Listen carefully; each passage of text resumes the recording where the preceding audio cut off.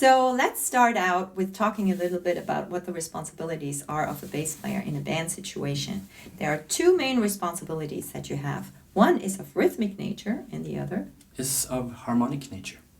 And that means notes. And finding the notes on the UBass or any bass is very straightforward. And we're going to tell you the basics about this because you may encounter a chord chart or you may be in a band and somebody says, hey, play a D minor or an E flat major or an F sharp minor 7 flat 5. Now, let me tell you that even if you don't know what all these other things after the letter mean, you can be very helpful and functional in a band. Of course, you want to eventually learn all these things, but as a good start, you want to find your letter names.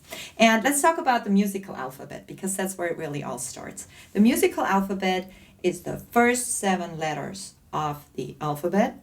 A, B, C, D, E, F, G. That's it. And then it repeats.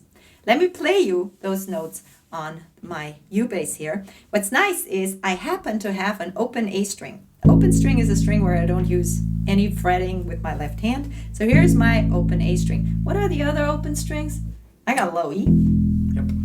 I got an A. I got a D. And I got a G. So those are the open strings. Now you already know 4 notes. That's a pretty good start. But as I was saying, the musical alphabet forms the foundation. So I'm going to play you the musical alphabet up the A string. A, B, C, D, E, F, G, and A. One more time.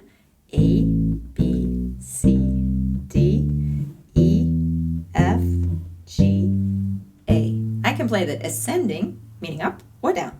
A, G, F, E, D, C, B, A. You may have noticed that sometimes I was using 2 frets to get from one note to the other, and sometimes like from A to B. But sometimes I was only using 1 fret. What's up with that, Magnus? Yeah, it's because of between some of the notes you have a half step and sometimes you have a whole step. And if you think of a piano, you know you have the white keys and you have the black keys. So what you played first was actually the white keys. A to B, they're both white keys, right? But B to C are also white keys. Yeah, there are. But in between those, there are no black key. Yes. So the piano is a wonderful visual representation of what's happening there because between B and C and E and F, there is no other half step. That's the shortest distance I can go. When Magnus is talking about whole steps and half steps, for us on the bass, that means 2 frets, whole step, and half step is the shortest distance that I can go with a fretted bass. So, but what about all these other names, the other notes in between? There were a whole bunch that I didn't play. What's up with those? How do I get to those, Magnus? Yeah, you could either put a sharp,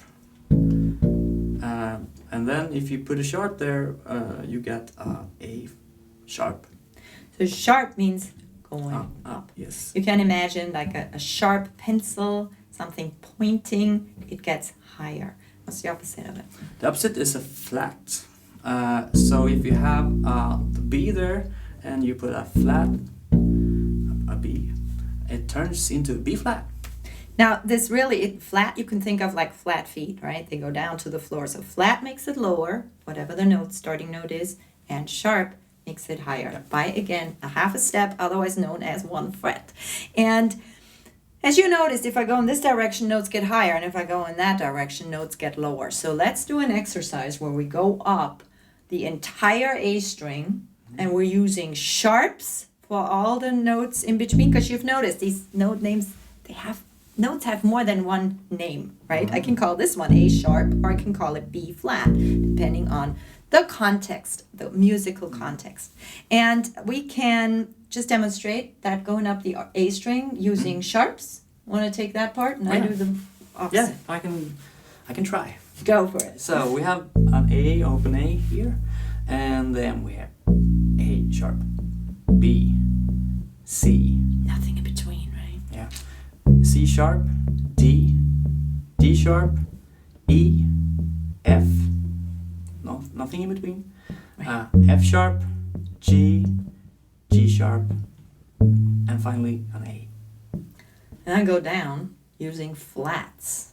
A flat, G, G flat, F, E, E flat, D, D flat, C, B, B flat, and A. So if you look at your chord chart, and the chord chart says D minor, or F sharp minor 7 flat 5, or D sharp minor, whatever comes after the letter name, there's lots you can do with that. But if that information is just something you don't know about yet, don't even worry about it. Focus on the downbeat, meaning the heavy beat in the bar, being that letter name. And now you have the tools to find them. Now, another shortcut to finding your note names is to find your note names in the lower area here.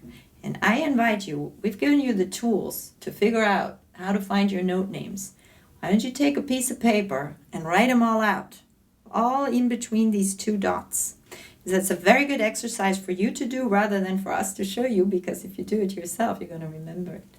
And if you do that, you will also learn that, hey, you got these dots, right?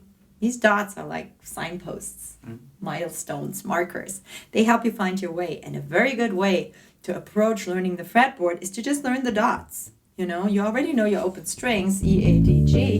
You can learn G, C, F, B flat or A sharp, right? And then A, D, G, C. You can learn all these dots, and then in the heat of the moment, when you look at the chord chart and you need all those, find all these letters, then you have some guideposts so that you don't always have to start counting from the lowest, or you might not know yet quite where to start. So it's a good way to familiarize yourself with the fretboard. Yeah.